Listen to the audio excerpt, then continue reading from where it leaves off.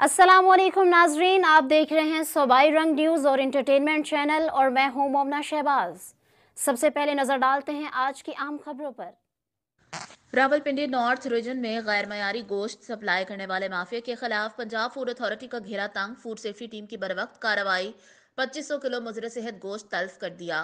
DG Punjab food authority के मुताबिक रावलपिंडी में 1500 किलो जबकि सरगोदा में 1000 किलो मुजरे सेहत गोश्त तल्फ की करीब कार्रवाई की गई। रावलपिंडी में गोश्त से भरी गाड़ी पकड़ी गई और मुकदमा दर्ज करवाया गया, जबकि सरगोदा में रिहायशी इलाके में गैर कानूनी तौर पर स्लॉटर हाउस कायम किया गया था।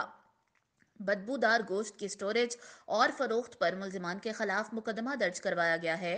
मौका पर की गई जांच में गोश्त नाकाबिल इस्तेमाल और इंसानी सेहत के लिए नुकसानदेह पाया गया।